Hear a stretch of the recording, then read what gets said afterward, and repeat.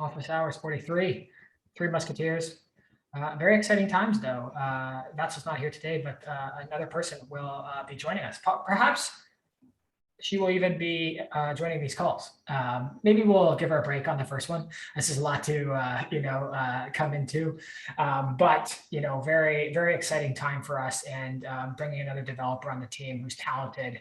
And I've had some calls with her, and just a very exciting time for us as a whole. And it's been an interesting week.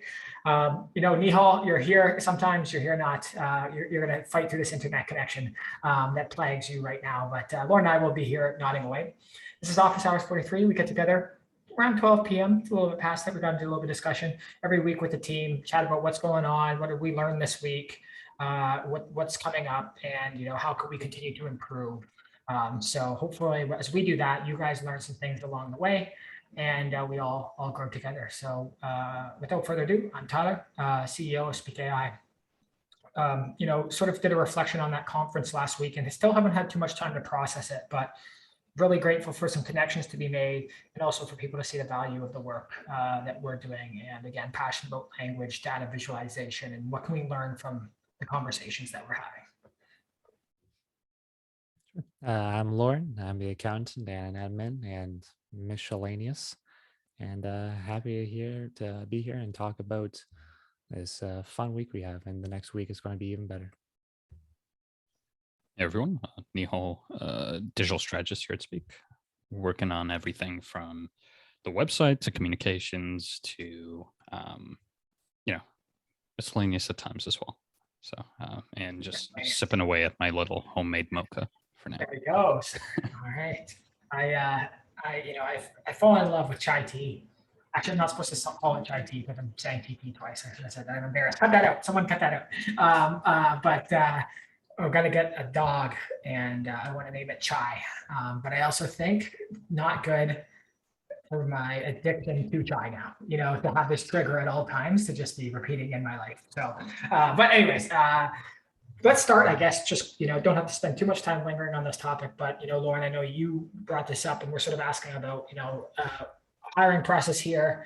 We've gone through this a couple of times now, but still a small team growing and trying to figure out this, how to do this better every time. And you're hiring for different departments, different types of people. So I guess just any thoughts on that, what you're hoping to discuss today, and what you're hoping to improve based on, what we just went through over the last week and a little bit. The process for hiring, you mean? I think that you really have to be the person who's doing all the interviewing, all the hiring, kind of has to be the one who's the supervisor of the role to begin with. I feel like you have a lot better questions you can ask too. I think I was just asking very basic administrative kind of questions, and maybe it wasn't all that helpful, but maybe it was a good way of just opening up a bit more and opening up the applicant and seeing what they would have to say given their circumstance. But still, at the end of the day, is when something when it's a role that's so technical, and it's that's pretty much all you're working on, really. I feel like the technical interview is a lot more important, and so maybe it's a matter of someone who's not in a technical role learning all the questions that you should be asking a technical person, and being able to understand an answer and understand what to do with that answer, I suppose. I think when it comes to a lot of organizations too, right? Normally the screening process is done by a recruiter or generic hiring manager or just HR person. And then it's usually carried over into, okay, we'll bring on a technical lead or a immediate hiring manager. Yeah. That takes on, I guess, to your point, the more technical questions, diving deeper into their skill sets and possibly giving them a test of some kind. But I do think that initial screening is very important, because even as just a member of the team, I feel like you can get a sense of what a person communicates like. Would they fit within, I guess, the existing way we work? I don't like using culture, right? Because I feel like that's a very toxic term sometimes. Just working with the team as is. Yeah. I find that process to be a bit slow though. Like I think that Mm. makes sense for like a larger company who actually has like an HR specialist, but for us, we kind of have to get a good feel of them right away and hire right away and train them right away. And I think that's like from what I was doing, it took like a month of just doing like a bunch of different people. But then it seemed like it only took that till like a week and a half to find like the right person for the role. Um, and I think like also bringing them into like a group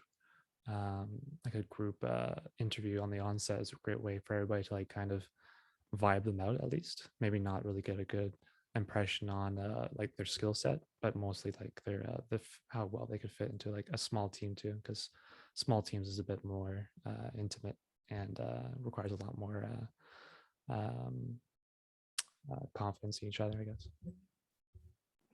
I was very happy to see, actually. I mean, the process that you went through interviewing these people, and for context, basically we were hiring the developer.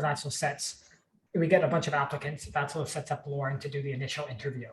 And in that, I think it's really important to think that this is often, besides the job posting, someone's first interaction with Speak AI as a company. So it sets, like your impression, Lauren, it probably won't always be you, but that is a really important thing if we're trying to recruit, highly talented people to our team. Like, did the person who I first interviewed, were they energetic? Were they excited?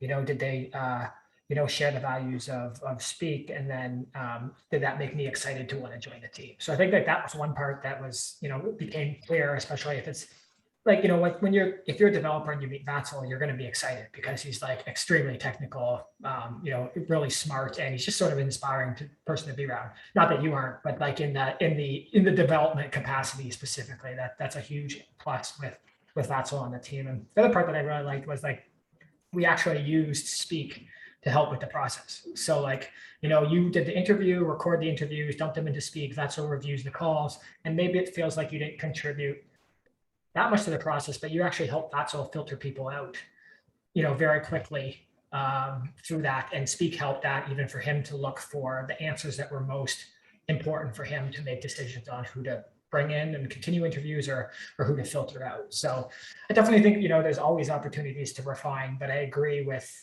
I'm happy with how the process turned out. I'm happy with the person that's going to be joining our team.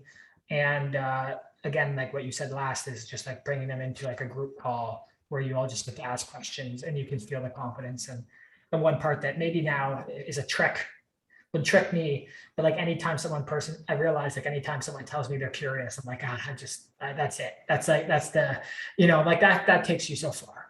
The ambition and curiosity is a huge driver of why we've made it anywhere to date.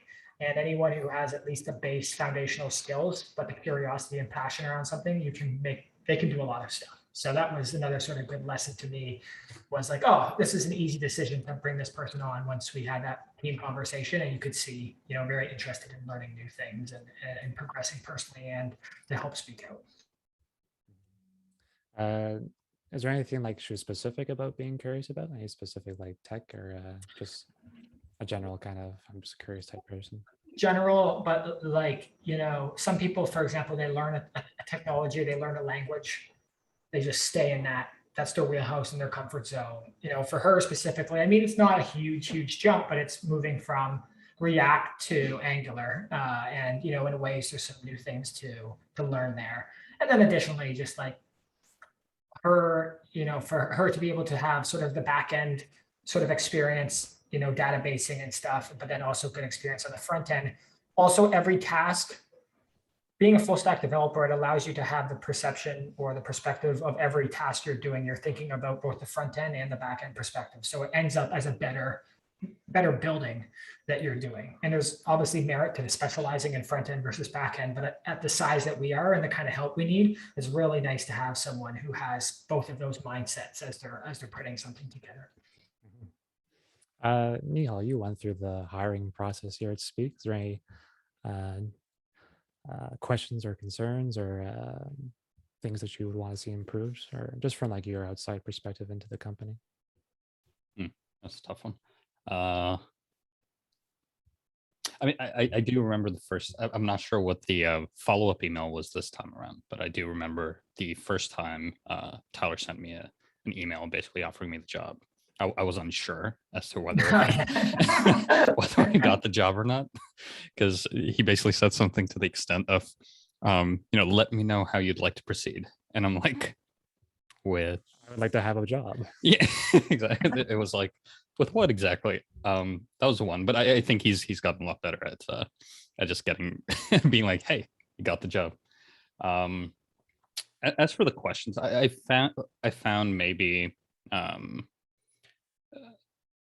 there is obviously merit in someone's curiosity and the way they communicate. But one thing, for example, I think this is more a positive thing. I think one thing we're used to, and it's a good thing, is that we look past the lens of like just pure, I guess, like comfort with English, for example, or like, and just more about how people communicate versus being like, oh, they use the wrong grammar or they use the wrong, like, because at the end of the day, as long as I can understand, or we can understand our teammates, that's all that really matters, right? But whereas I've been in like hiring processes before where, like the number one thing was, oh, their English didn't seem like the strongest thing. And I'm like, okay, but they can do the job, right? So why does that matter? Why does that matter so much, right? It's a very Eurocentric mindset that we don't have. And I think that's a really good thing. I feel that's just like every person is so brilliant and brings so much in their own way. You know what I mean? And that's a really sad thing if you're going to overlook someone because of that. That's just a disappointing thing, and you're going to lose out on a variety of perspectives and probably some really intelligent, amazing people. So that's nice. That's really actually nice to hear, and didn't think of it that way, but cool. And like most people who come with not perfect English, they usually have some other language too to back that up. So exactly. It's not like just throw out the baby with the bathwater. Like unless like all they could speak was English and they did a really bad job speaking English, then maybe there's something up there. But even that, it's like it depends on the job too. Like if you're a communications expert, you need to be talking, then you should probably talk well. But if you need to like talk in a language when it's like a programming language too, like I'm more worried about you being fluent in that than the actual, the language that you correspond with. Can you understand JavaScript? Yeah, it's like, so I agree. Okay. I guess any last things on this, and then we can hop into a topic from 𝗲𝗏 here. Good. Okay, 𝗲𝗏, let's do it. Sure. Let me see which one. Maybe the easiest one. Setting the record straight on what we call ourselves. Is this the easiest one? I mean, that's the hope, right? Because I feel like this is maybe something, especially as we scale, things on, as maybe our control over our information starts, growing. Because as brand awareness grows and we meet with more people, how we kind of position ourselves is going to matter a lot more now than, let's say, during the conception of the company, right? Because now it'll basically enter your brand guidelines, whether that's for writing content, whether that's for sales messaging, when you're doing outreach, right? When you meet people at conferences, things like that, like what do you introduce the product as, right? And I know this is something we've maybe struggled with, but I guess if we were to, moving forward, if we were to stick with one thing, what would it be? And it's tough, right? Because it's like, okay, company is this, software is this, our branded term is this, right? And yeah, just wondering your thoughts on that. We did that audit with OpenU research, and we asked this question: and said, what do people even call that? Almost everyone, he said, refers to it as just speak. The incorporation is Speak AI. The website domain is 𝗕cie.co.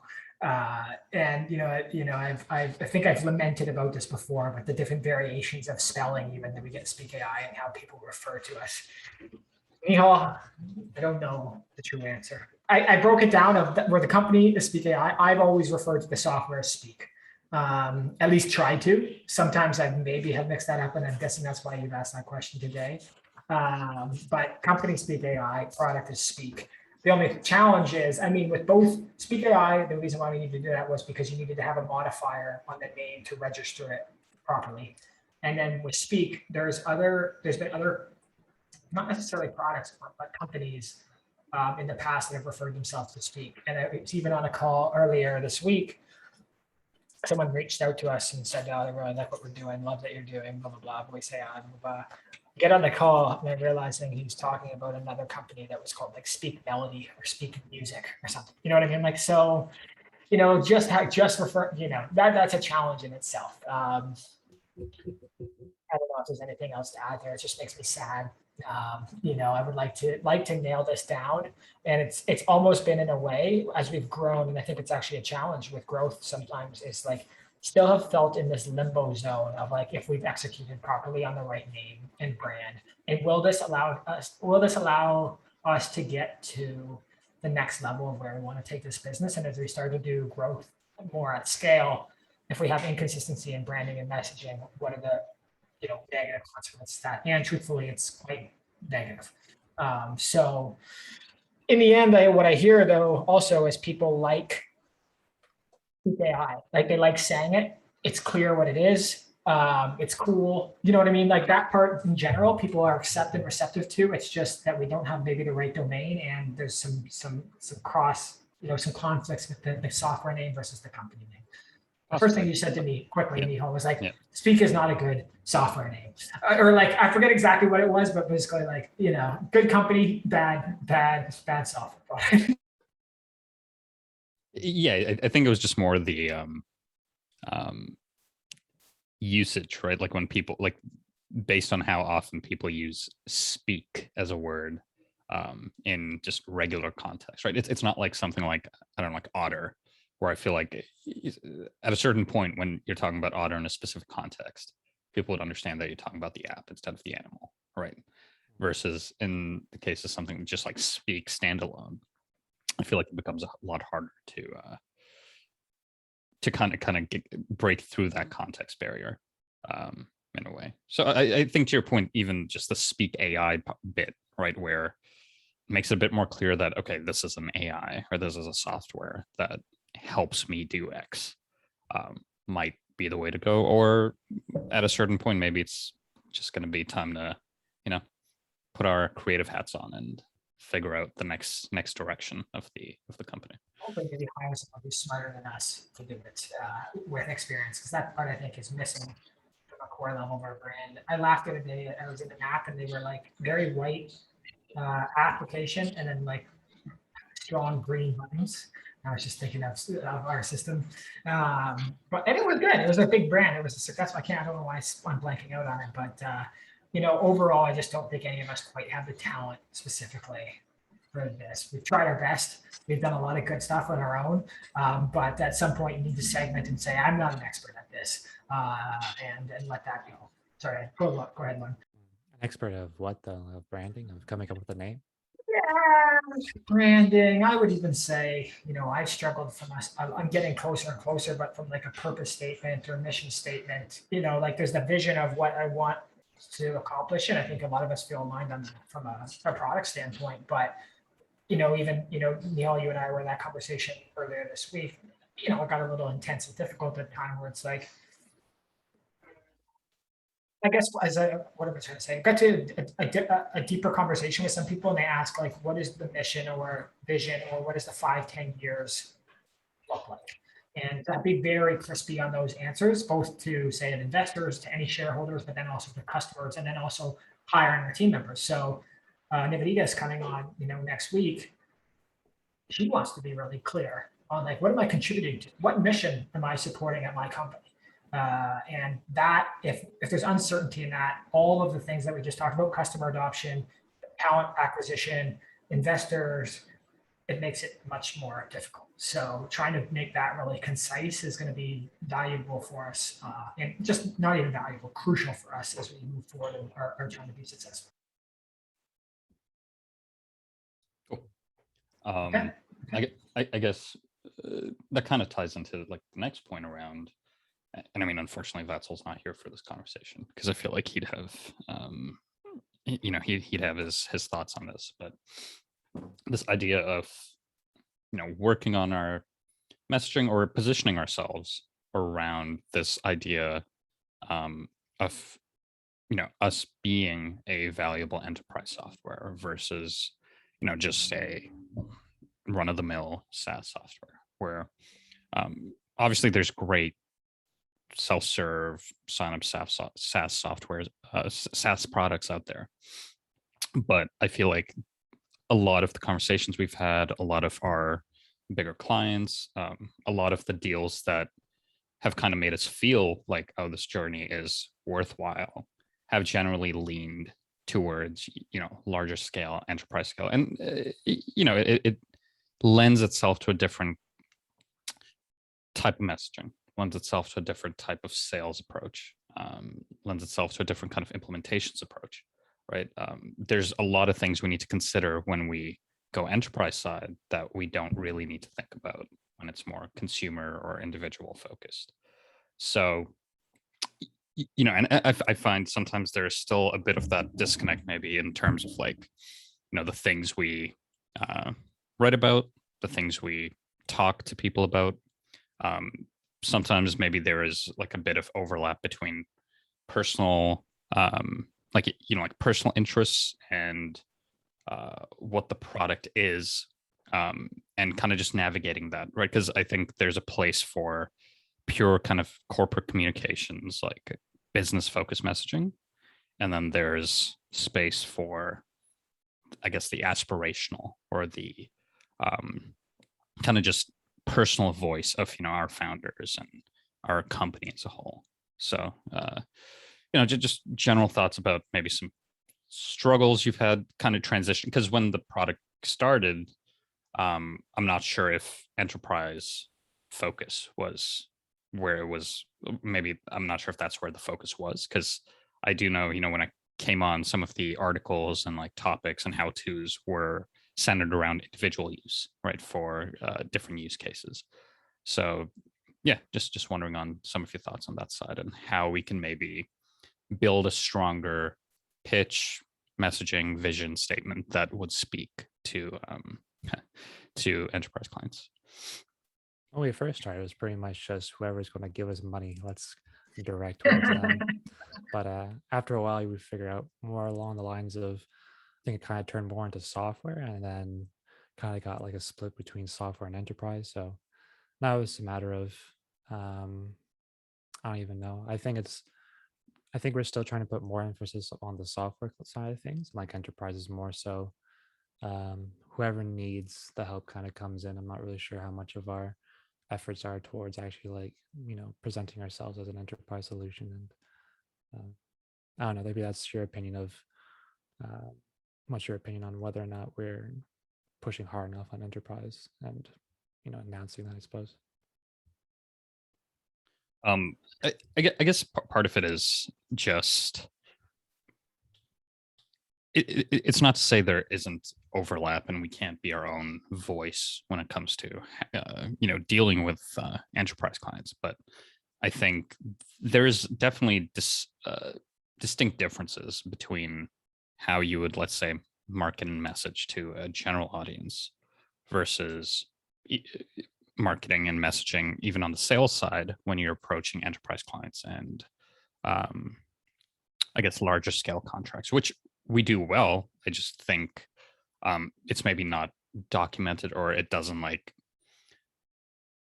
permeate every aspect of like our messaging. But like that's kind of my feeling, where we still kind of teeter on this edge of, it's great for just single user, but it's also great for enterprise. But we haven't merged the two perfectly just yet, I guess.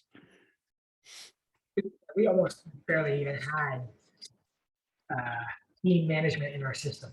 There was a senior developer who helped us out and was like, guys, you got to do this. And for literally a year, I don't think anyone even used that functionality. And then all of a sudden it was like, oh my God, we would have lost thousands and thousands and thousands of dollars if we hadn't, had that put in.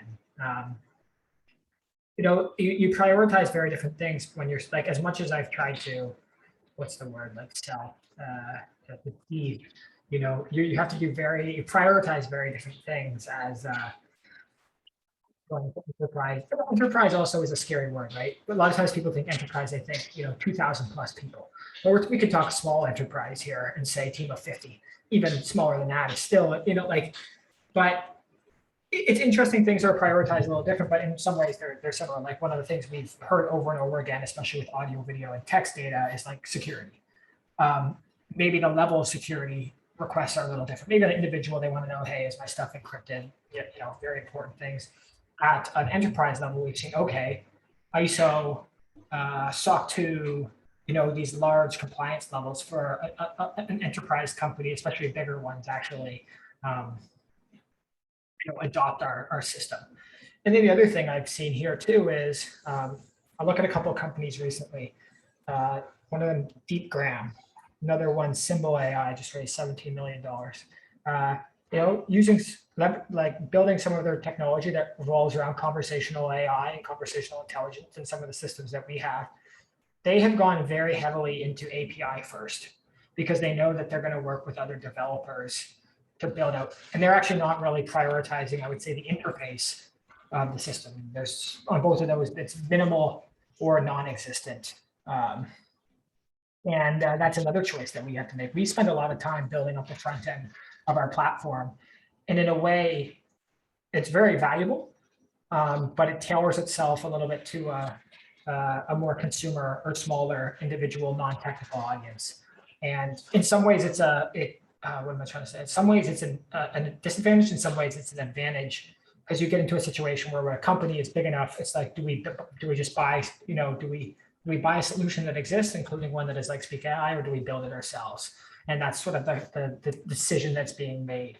There's a huge group of companies before that who don't have the technical in-house capabilities or the budget probably to build the whole thing from scratch. We talked about this before. Hundreds of thousands, if not millions of dollars you could spend, hopefully not waste, trying to build a solution that is the same or similar to ours.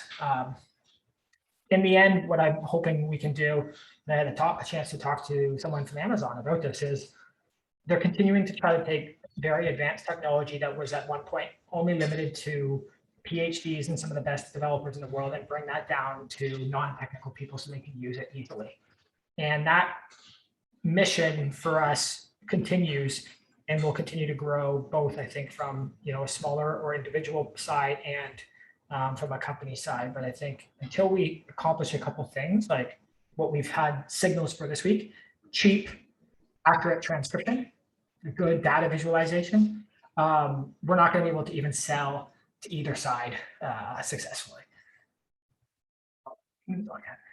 Yeah, no, for sure. And it's interesting too on the side of, I guess, customer adoption at an individual level versus, let's say, selling to the C-suite, which I feel like there's always talks about, like selling to C-suite is the way of old, right? Like that now it's all about bottom-up adoption of technology. But I feel like for that kind of bottom-up approach, in many cases, they're almost all exclusively, products that started as freemium or free products that, individuals that work at different companies would use. And then eventually it's like, hey, let's pay, X amount to just get our entire team on this platform.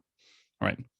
But to do that, like the amount of just profit, right? Once again, it's the growth over being a profitable or sustainable business from the get-go, right? And sometimes maybe bootstrapping and that don't necessarily, and like a freemium model aren't always the best ways to get to where you need to be, right?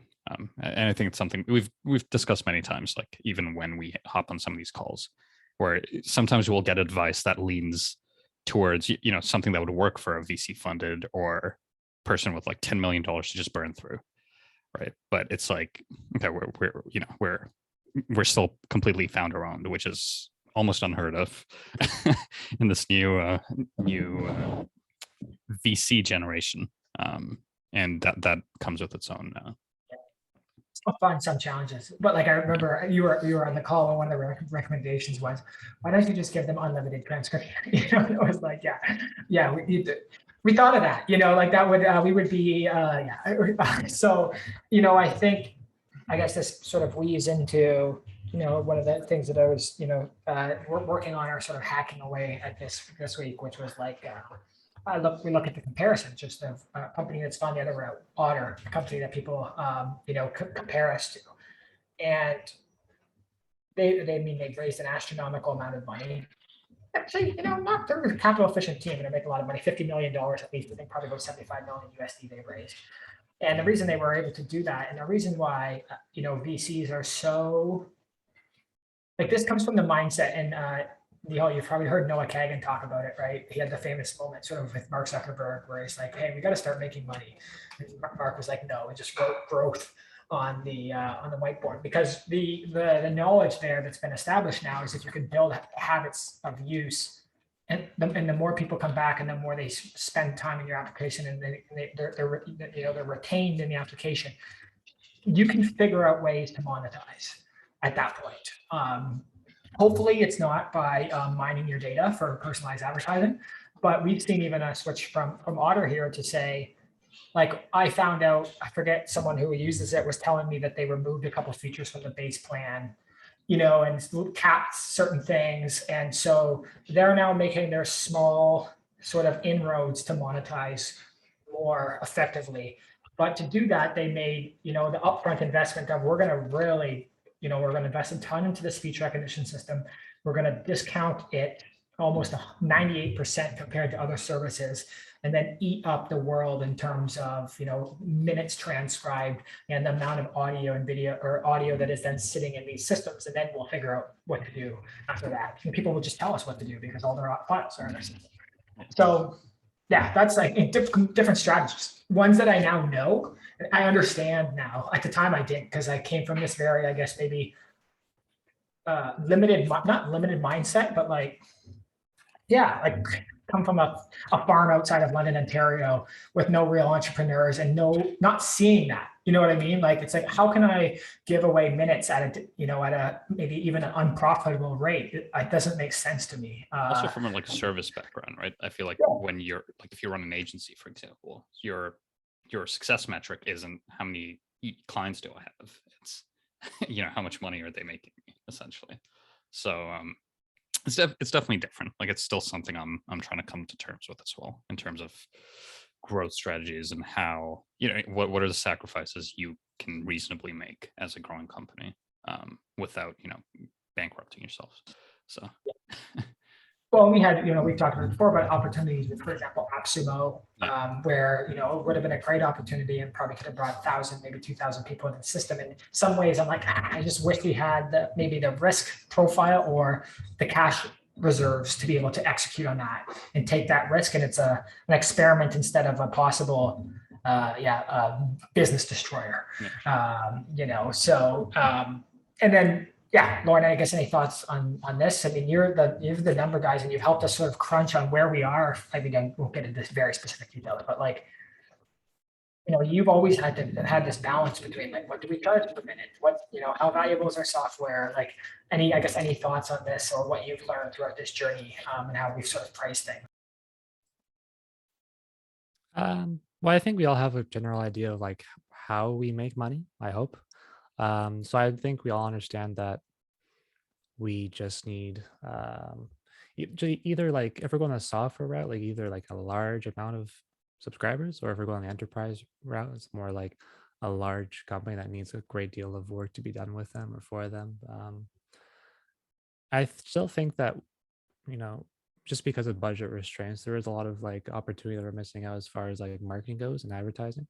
We don't really put too much in there, as much as we potentially should. But I think it's also just a matter of being creative with how we do advertising. Maybe just dumping cash into like Facebook ads and Google ads isn't the best way. I'm sure like some point, like that's, you have to spend a lot to get a lot back from there. But was it the 𝗵𝗡𝗏 deals that we're looking at? And now we're kind of looking at the product kind. Like, I think that's probably a better like use of like 𝗕𝗏𝗏's time anyways. I'm not sure, like, 𝗕𝗏𝗏, you are the digital strategist, so this is kind of like more so your wheelhouse. Do you think like when it actually comes to like focusing more on just like flat out advertising and paid advertising and stuff like that. Like, what do you need? Do you think like the team is already set up properly? Like our marketing department is properly composed enough to actually handle that kind of outbound advertising, or do you feel more confident and more comfortable, reaching out to like the AppSumos and the product hunts and stuff like that? It's interesting because one thing that I've been trying to do as well from my end, right, and this is part of my learning curve, is shifting from well, I guess to your question about capacity and what we can do, right? Like for me, I find it's always trying to figure out this fine line between execution and planning, where even though I would love to spend more of my time kind of planning and then executing on, or like working with people to execute on, I still need to do the execution part, which is unavoidable. We all do execution. But as for setup, right, I think there are definitely limitations in terms of budget, and maybe this is just something I need to put forward as well. As okay, here are the 6 channels I think we should be putting some effort behind. Here's how much I think it would cost in terms of my time, as well as potential paid ads, hiring someone, whatever it is, and seeing what that looks like, and also presenting what I think the expected outcomes of such a venture would be, right? Because I think as more or less the sole marketer on the team, it's like part of my responsibility should also be to recommend initiatives, as well as I don't know if we have the budget for this, but here's what I think the budget for this would be or could be, and here's what I think we could do with this. And that budget largely depends on like what the actual outcome is. Exactly. You can't 100% know what the outcome is until you actually do it and get an outcome. If it's all just conjecture, if it's all just ideas, then there's not a lot of grounding to that. So I think it's good to do like lots of tests as well. Like we can't, I'm not sure if like we can really extrapolate an outcome just from like small tests. I think that we do actually have to like do a dive in the deep end at some point and figure enough if we're going to swim or tread water or sink, or Absolutely. It's funny too, like we had that conversation with the guys the other day, and they were like, two things happen, right? If you're a company and you take say VC funding, you just have to spend that capital like as quickly and hopefully capital like as efficiently as possible. And one thing I don't we've talked about that before, but like feel confident in is like if people give our team $1 million, we're going to maximize that $1 million as far as it can go. And even from an advertising perspective, it's like it's not like we're unaware of what works and doesn't work. We can even look at basically search terms and pages over the last 2 years and say, okay, every time someone types in, let's just throw a paid ad up, because we know it's going to convert possibly 30% on this. And so that confidence is there. It's just I guess 値𝗏, what we're maybe not quite there is great. We can get the sign up, but can we convert them to paid? And can we do that at a profitable rate? And that's what you really look at in terms of not necessarily just product market fit stage. That's more like growth and scale stage. Where it's like I put $1 in, we get $4 back. I just need more money to do that over and over again. And I think some of the questions you've asked today are leading towards how do we get there. And from our perspective, what do we want to do? Do we want to go advertise say the embeddable recorder, and maybe we're going to get $99 a month? Or do we want to go for, enterprise speech recognition API with sentiment analysis? Yeah, that's very specific. But, and one, maybe we don't get that many clicks. Maybe we get 100 clicks if we convert one, but that project is worth, for that contract is 100K. So those are also the decisions we're making, not just from a product standpoint, but from a revenue generation piece. think what's interesting, yeah, to that point, sometimes it's also where can we, with in terms of where your budget is your time. Like, let's say you don't have more budget than, like, the entire budget is basically your time value, right? That you're putting in. What is the best long-term use of that time? Because there's many ways to get short-term results and short-term gains with a whole bunch of different marketing and PR initiatives that you can test out. But once again, it's just sometimes a matter of just the capital available to actually act on some of those initiatives, right? Like, we could, there's definitely opportunities out there, like editorial opportunities, but the big problem with a lot of especially targeted niche editorial opportunities, for example, is they tend to cost a fair bit of money, right? Obviously, you can try to do things on the organic side in terms of pitching, like thought leadership pieces, just facts, but that in itself is almost separate branch of the kind of full flywheel of marketing you could do. So I think what was interesting was I was reading, this whole idea of, at this point, every company should think of themselves as a media company. Very, very simple. I'm simplifying that, but the whole idea being, if you can establish yourself with engaging content, whether that's video content, written pieces, and generally just prove yourself to be a competent source of information and support for your customers, that will provide you with almost unlimited opportunities, right? And very focused opportunities for people looking for very focused solutions, because paid ads in general are usually very haphazard, right? It's just like haphazard. Like, it's very much just, okay, we're gonna throw 10 grand at 200 keywords and then whittle it down, right? Versus, like, when you create a lot of owned media, it's very much, here's our company ethos, here's what we're trying to help people do, and we are the best people to help you achieve your goals, right? How to build that? It involves, some of it involves a couple skill sets I don't currently possess, but I would love to explore those options at some point. Is there any schooling for those skill sets that you'd want to possess, or? Oh, I mean, a lot of it is just more on the creative side sometimes, right? Like, for example, when you look at a couple of the people or companies in the space, right? Like, their video production, for example, is like on point, right? And it's not that it's professionally done, but a lot of times the people making that content generally have some background in video production, or have spent time teaching themselves video production, whatever it is. I think I feel like I maybe didn't get the chance to bring this up last time, but there's this company from Montreal called Midday Squares, and like one of my friends from university works at them now, and their entire play, I mean, now I don't know, like, they're valued at like a couple $100 million or like 50 million or something. Like, they had like a buyout offer from 𝗕𝗫's, they turned it down, blah blah blah. But their entire ploy, and obviously this is a consumer good, but they brought an in-house video production team to basically document their entire journey from our kitchen to building our own factory to going from 50 bars sold to 100 million bars sold, or whatever the number is.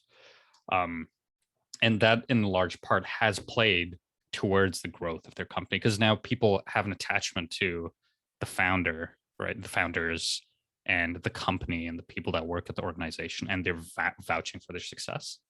And I feel like that really just comes from showing the people behind the tech, for example, in our case, right? The people behind the tech, why we're doing this, not just to make a crap ton of money, but to actually help you, achieve your various professional and, I guess, hopefully at some point, personal goals as well, right? So just some things I've been pondering. So you want to come when 𝗏𝗁 gets back, or you want to come over and film? Maybe. I mean, maybe. Yeah, I'll get a nice camera. Just... No, I agree. I mean, there's a lot of, not that, like you said, it's sort of a media company, but it's also so many people everyone likes to see not necessarily not a comeback story, but just a journey. I like to follow the journey of growth, and and then it's also amazing when you see it done transparently, so that you also see the challenges too. Because it's sometimes it's not fun when it's all just following polished successes. It's nice to see the challenges that come along with everything. The I mean, we try to create media. Our video production is obviously not good. It mostly consists of me standing here doing screen shares. But even our little efforts here at these office hours, I know have actually in a small way paid some dividends for, where we are today. And even one of the reasons why you're here, Nihal. So, that is good. We're coming up on time here. Is there anything else you guys want to chat about before we close this out? Oh, I was just curious about your opinions on this whole multiverse thing, or metaverse rather. Metaverse. Yeah. Does anybody know anything about it? Does anybody care about it? Or? Yeah, I mean, like, are you talking about it in terms of the general concept, or with respect to Facebook's hijacking or trying to hijack the term and the, I guess, like the community? Well, is there something about the metaverse like beyond Facebook? Is this like something that people were building and then Facebook kind of stole it? Kind of. Like, I think Facebook basically, I mean, they're trying to just distract from all the, like, there's the shitstorm they're currently in. That's number one. But privacy stuff, yeah.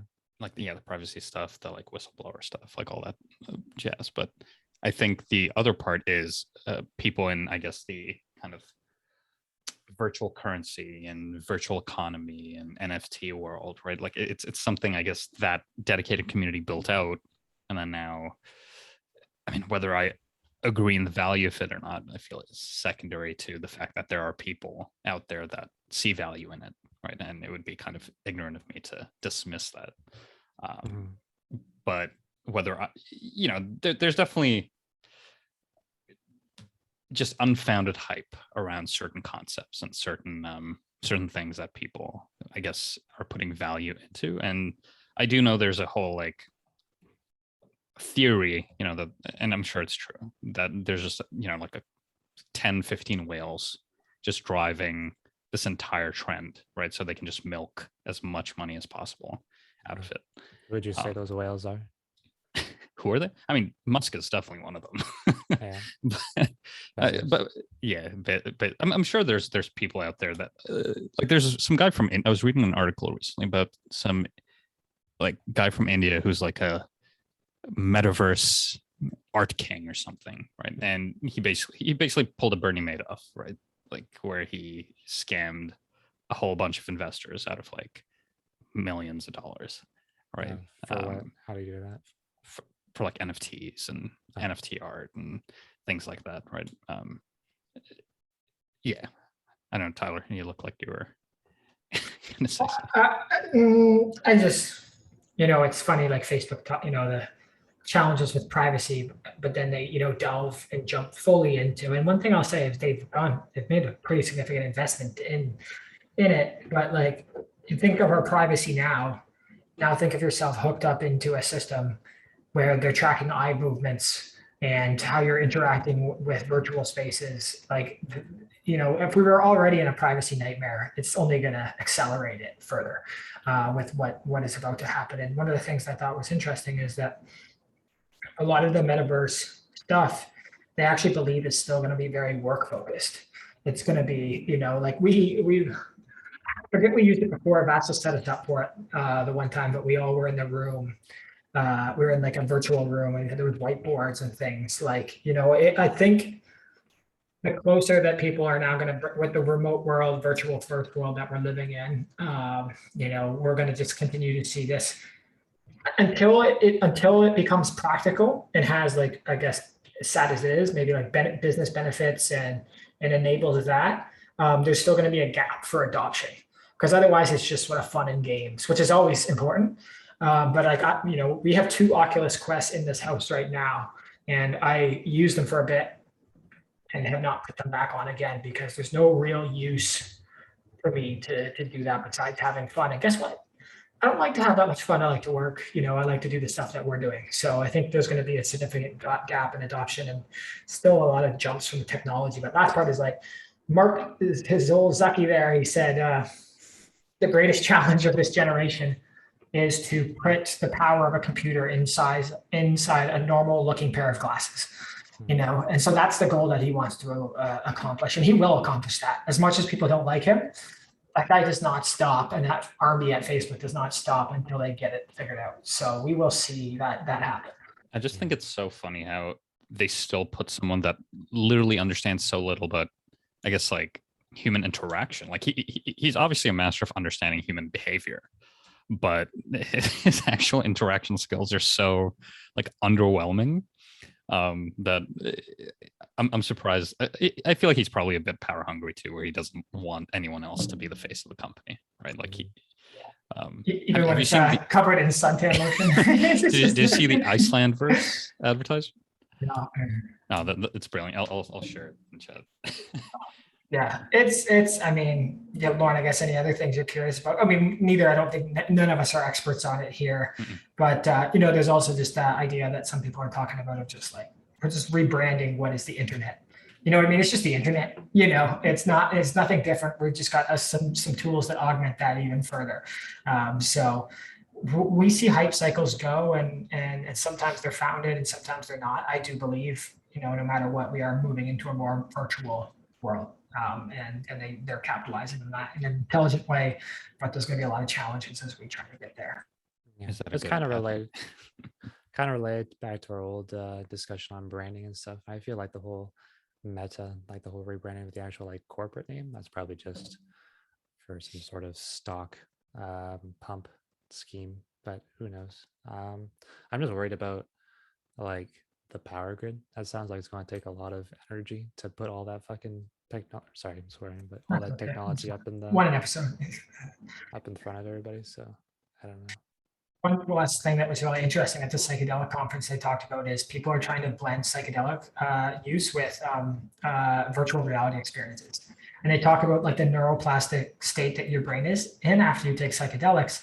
And then they're putting them directly into VR, or they're even in VR in the psychedelics. And it's actually capable of creating like body dysmorphia, because like you can't even map your hands properly in VR. So now people are on like powerful substances and they're all of a sudden their arms are not reflective on their hands. So there's a lot of challenges with how accurate these systems are for reflecting, you know, how we are spatially or how our body should be represented. And even one of the core concepts of VR is that term uncanny valley, where it's like, we are not capable of making someone look lifelike yet. I mean, NVIDIA is getting very close. I don't know if you're following some of these game engine stuff. It's mind blowing, but like it's called uncanny value. As long as you push, if you try to push the human-like appearance and you don't accomplish it fully, it actually creates a sickness in our body. Like it makes us revolt. It's a very revolting feeling that we get. And that's why in a lot of VR games, they actually go for very cartoonish-like characters, because it doesn't create that reaction and sort of fear in the body. And just generally, people are still like, we haven't figured out how to travel in VR. You need to have those walking treadmills, or that's why in games you have to teleport, because people will get motion sickness very, very easily because we just haven't figured this out. So there's a lot of challenges here still. It's very interesting. And like I had that experience with Half-Life in the VR game that was like truly like revelatory of how close we are getting in some ways, but still how far we have to go. I think we're good. You know, I didn't quite get to it. I have maybe just 1 minute here.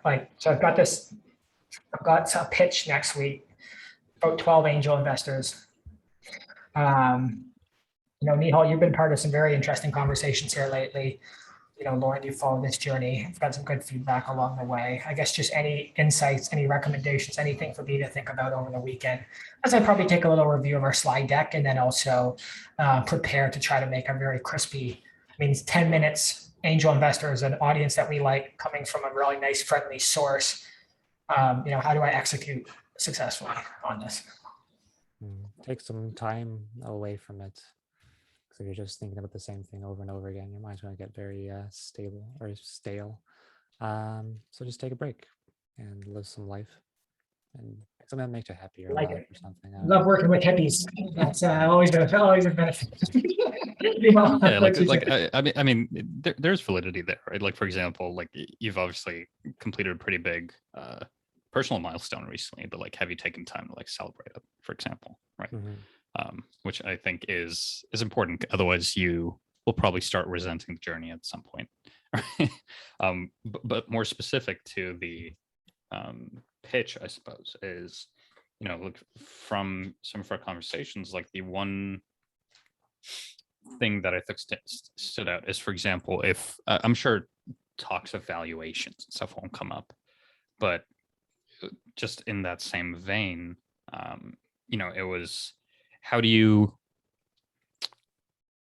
I guess, position yourself in terms of obviously your story, why your product is valuable, and then if needed, you know, how do you weave things like your metrics, your sweat equity, like the product roadmap, and, you know, ultimately the business benefits that you are hoping to integrate into various workplaces, and why should that get these angel investors excited about taking that opportunity, right? And once again, it's phrasing it away from them taking risks. It's more, here is the opportunity. You know, here are examples, let's say, of successful companies that have entered the space, and here's how we are better than them, right? And, you know, if you want to hop on this ride, you should get in as soon as you can, essentially. Yeah. Play more to, if this is like your first meeting, then do as car dealers do, play more to emotions than logic and numbers. Exactly. Yeah, no, we've got, I mean, those conversations without naming names have been very insightful. I actually had a call with the guy after yesterday. So we're going to do a jam session on Monday in person here, and hopefully set even that up for success. But some really beautiful things around, yeah, even if you're doing comparisons, how to do that in a good way, you know, versus a bad way. And even the phrasing that you just had is pretty tight phrasing. You know, this opportunity is coming to an end very quickly. There's a lot of interest. We're only going to allocate a small amount, but we'd love to have you on board. Let us know by the end of next week. If not, you know, hope to see you in the next round. Kind of, you know, like that is so much tighter than what, you know, that what is, you know, what I mean, personally, what I've been doing in the past. And when you hear someone say that after they've had experience raising, you know, a significant amount of money, like, oh, that makes sense. So I agree, though. I think, you know, the last couple of weeks have been a lot, like between Miami and now this week, both personally and professionally, it's been a lot of information, and I haven't really had that time to process a lot of things. So hopefully you're going to get some time this week.